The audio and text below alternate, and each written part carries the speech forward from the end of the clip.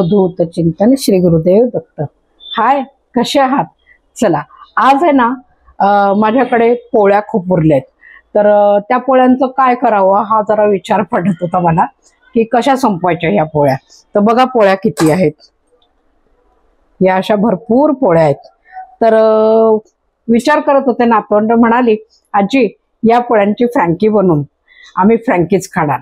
तर म्हटलं ठीक आहे, चला आपण फ्रँकी बनवूया। तर त्याला लागणारं साहित्य आणि लागूया तयारीला।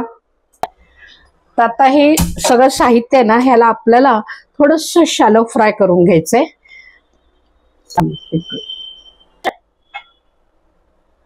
तर आता ह्याच्यामध्ये ना आपल्याला थोडंसं तेल घालायचं, तेल फार घालायचं नाही कारण आपल्याला तेलकट करायचं नाहीये।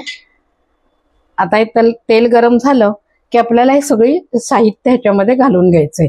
त्याच्यामध्ये मी ह्या ढोबळी मिरच्या न वापरता ही अशी मिरची होती, ह्याचे मी बारीक बारीक हे करून घेतलेले। कांदा बारीक चिरलाय, कोबी आहे आणि टोमॅटो आहे। हे सगळं साहित्य आपण एक एक करून घालणार आहोत। हा, तर आपल्याला ना शॅलो फ्राय करायचं, गॅस बारीक करायचं कारण पूर्ण शिजवायचं नाहीये हे। आता मी पहिल्यांदा टाकते मिरच्या, कांदा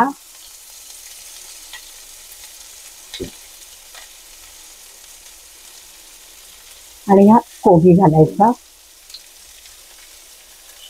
टोमॅटो, हे सगळं साहित्य आता घालून घ्यायचं आपल्याला।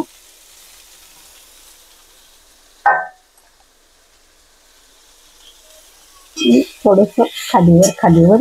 हा, आता हे याला त्याच्यात लागणार आहे मीठ, आपल्याला मीठ घालून घ्यायचंय।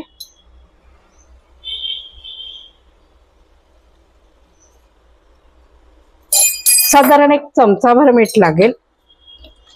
आणि हा मक्का आपला कॉर्न होते, हे मी थोडेसे बॉइल्ड करून घेतले कारण ते कच्चे नको राहायला म्हणून।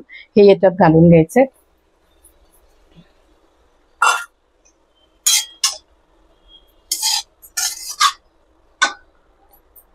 आता ह्यात मी घालणार आहे ती शेजवान चटणी,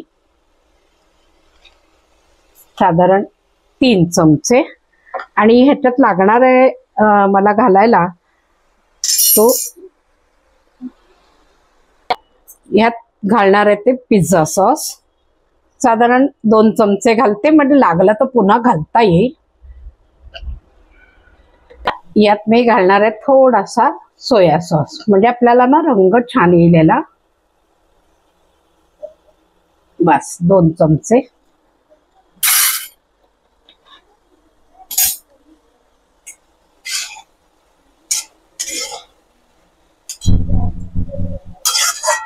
त्याच्यात आहे ना थोडंसं पनीर, पण असं क्रश पनीर टाकणार आहे।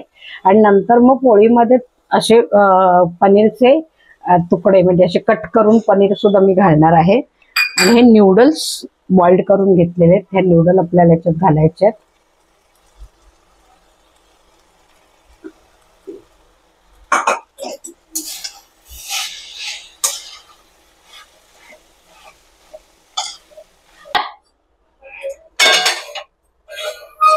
आता आपल्याला एक एक करून बनवायला आता आपल्याला सुरू करायचे। पोळीला थोडा ना पिझ्झा सॉस आपल्याला लावून घ्यायचा।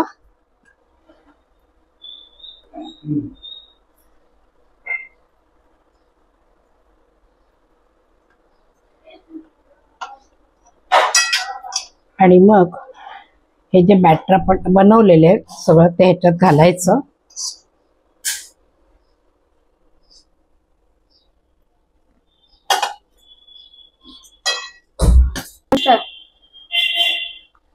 पनीरचे तुकडे घालून घ्यायचे, पुन्हा थोडंसं बॅटरवर।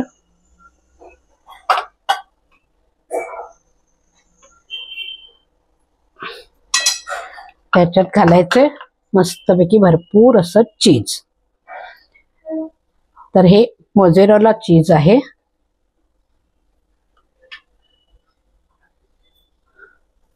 आणि ही पोळी आपल्याला अशी आता रोल करून घ्यायची।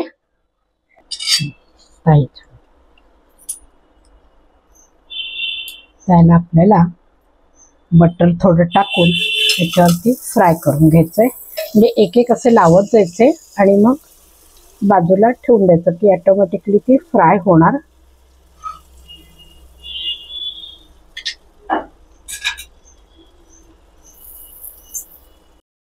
चला बघा, आपली फ्रँकी रेडी झालेली आहे.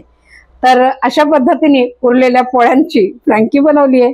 आणि कसं असतं ना, मुलांच्या आवडीप्रमाणे आपण केलं ना की मुलं पण आनंदाने खातात आणि खूप आवडतं. आणि हे असे चटपटीत प्रकार अगदी बघतात ना मार्केटमध्ये, मग ते हवं असतं. मग आपण आपल्या घरगुती याच्यामध्ये रेडी करायचं. बाहेरचं खाण्यापेक्षा नक्कीच चांगलं ना घरचं खाणं. तर या अशा पद्धतीने फ्रँकी बनवली आहे. तर तुम्ही पण बनवा अशा पद्धतीने उरलेल्या पोळ्यांची फ्रँकी. आणि व्हिडिओ आवडल्यास लाईक करा, शेअर करा आणि सबस्क्राईब मात्र करा हा नक्की.